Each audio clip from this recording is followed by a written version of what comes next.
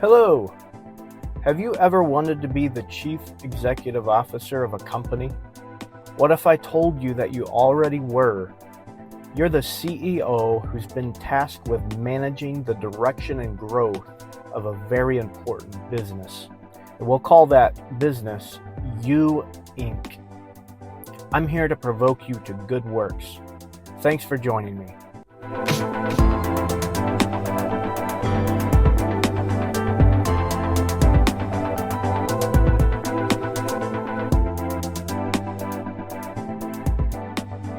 You're the CEO of a company called You Inc. You have customers who purchase your product on a daily basis. Whether you offer a good or a service or both, and you advertise your business on a daily basis with the attitude you portray and the quality of your work. The skill with which you manage your finances, they have a direct impact on your stakeholders. Those stakeholders being your family, your church, your community, and of course yourself. Looking at ourselves as the CEO of our lives help us to see our lives from a business perspective, where every decision we make contributes to the success and growth of our personal enterprise. As the CEO, you are in charge of setting the vision, making strategic decisions, and steering the company toward its goals. So the benefits of this mindset are immense. First, it gives you control. And while we really don't have complete control, what I mean is you become proactive rather than reactive in managing your life. You start making deliberate choices that align with your long-term vision. And second, it provides direction. With a clear mission and vision, you know where you're headed and you can plan your steps accordingly. And finally, it fosters growth. By regularly evaluating your progress and adjusting your strategies and tactics, you can ensure continuous development. Now, let's talk about personal mission and vision statements. Just like a company needs a mission and vision to guide its operations, you need them to provide clarity and focus for your life. There's a well-known quote that says, "If you don't know where you're going, then any road will get you there."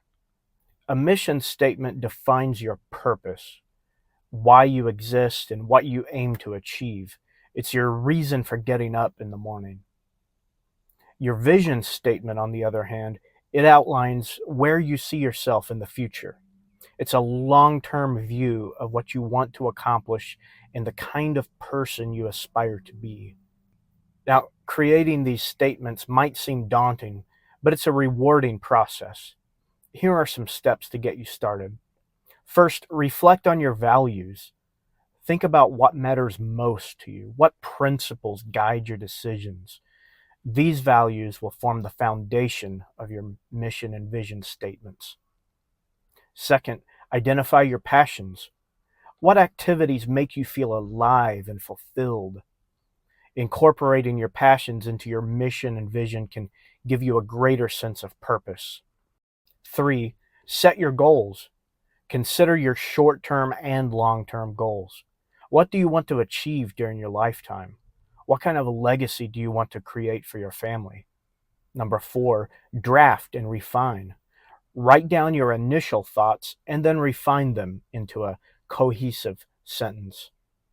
Your mission statement should be concise and inspirational, while your vision statement should be clear and aspirational.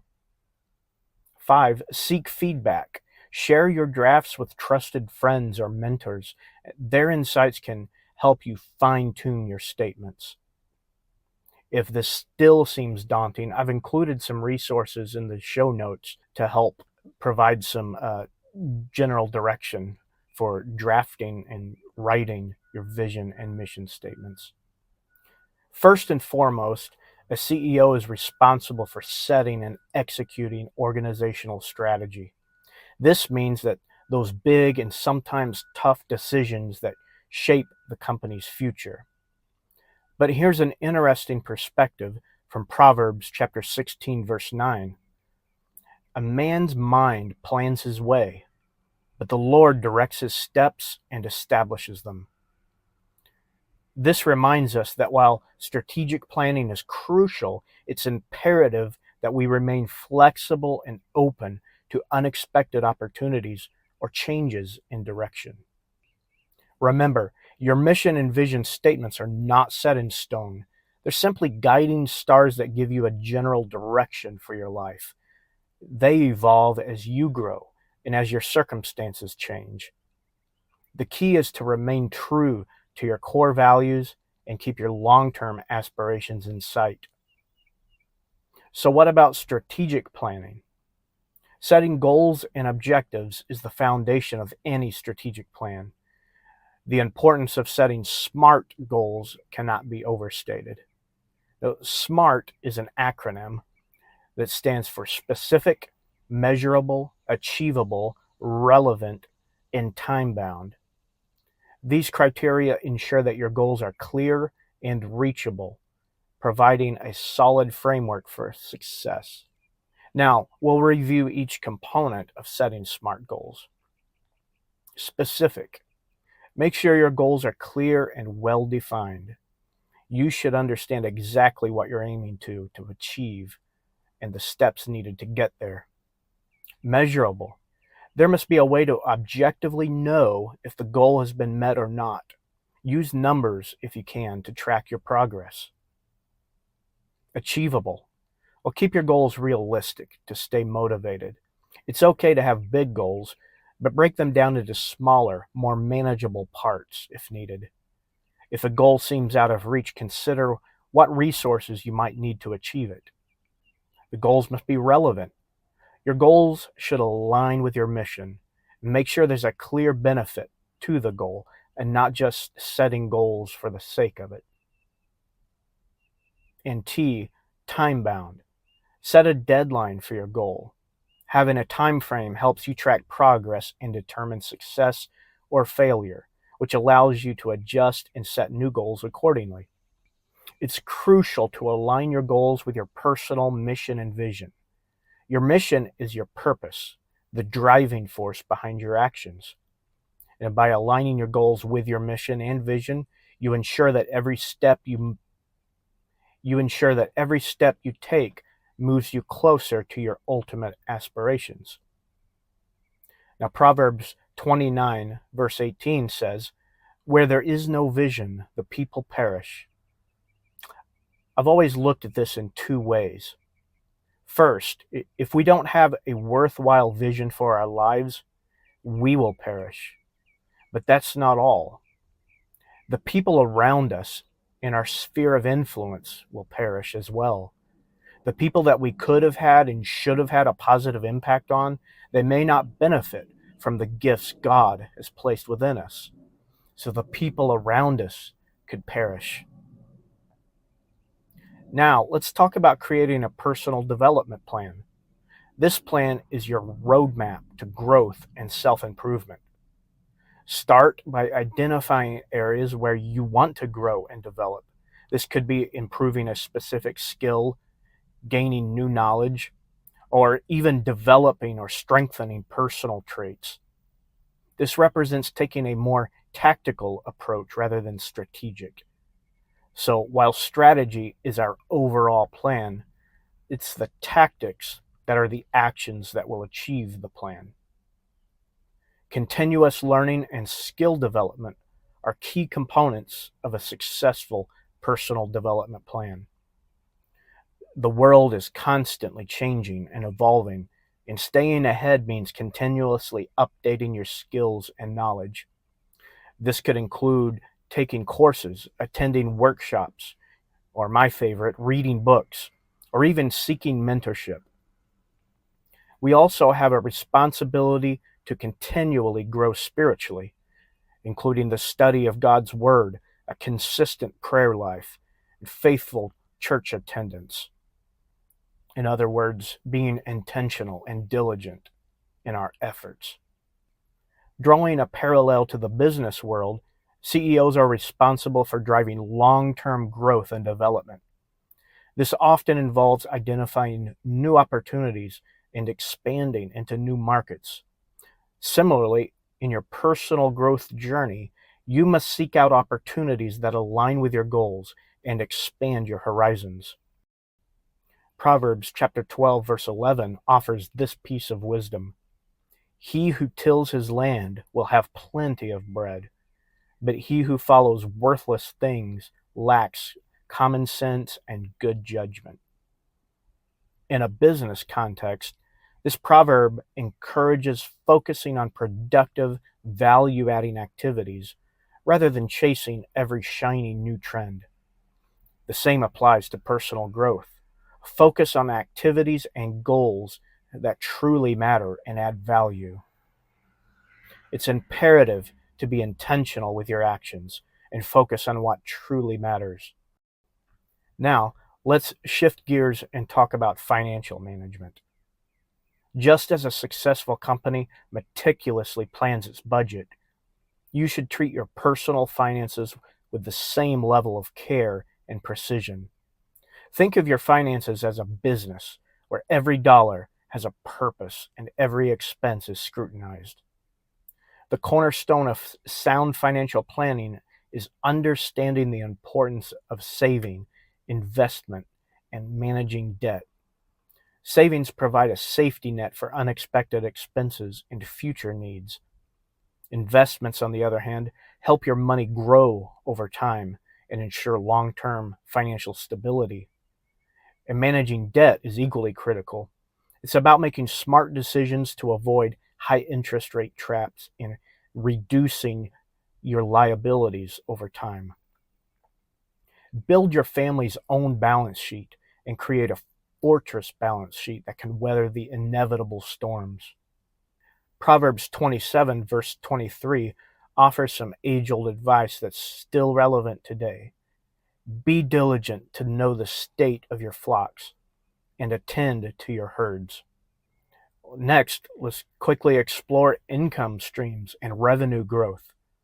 Companies often have their core businesses that generate the bulk of their revenues.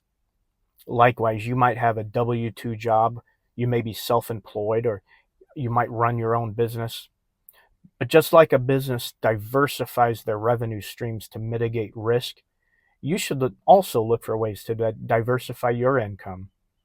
This could mean exploring side gigs, freelancing, or passive income opportunities, or even starting a small business yourself. Investing in yourself is another key aspect of financial stability. This includes furthering your education, developing new skills, and expanding your professional network. These investments can lead to higher earning potential and even greater career opportunities in the future. Proverbs 21, verse 5 says, "The plans of the diligent lead surely to abundance and advantage, but everyone who acts in haste comes surely to poverty." This underscores the importance of careful, strategic financial planning. Rushed decisions or impulse purchases often lead to poor outcomes, while diligent planning and thoughtful execution pave the way for financial abundance. And in the multitude of counselors, there is safety. So to summarize, effective financial management involves treating your personal finances like a company's financial statements, prioritizing saving and investing, managing debt wisely, diversifying income streams, and continuously investing in yourself. These strategies are essential for building a secure and prosperous financial future.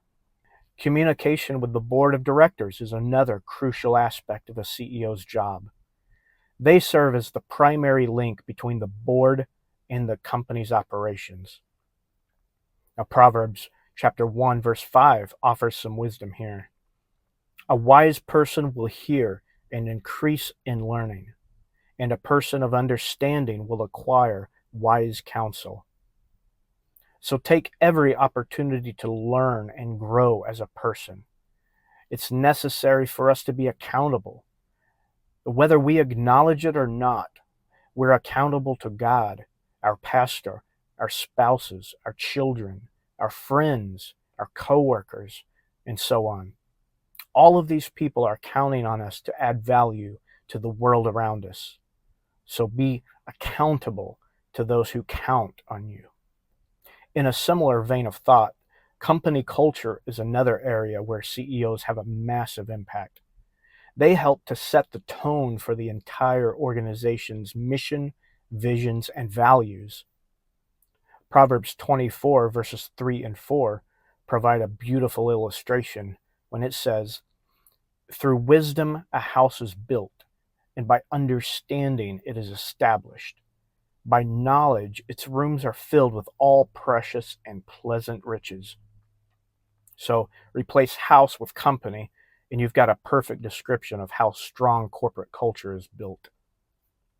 Develop and maintain a family culture of prayer, faithfulness, and dependability. This feeds directly into marketing and branding. So developing a personal brand that reflects your values and goals, and maintaining consistency in your personal and professional presentation. This will significantly enhance your reputation and your opportunities. Be a high quality brand to those who count on you. Now, hey, customers are willing to pay more for high quality. And finally, to close up today's discussion, regular self-assessment and feedback are vital. Continuously reviewing and honestly assessing your progress and seeking feedback from trusted advisors and peers helps ensure you stay on track.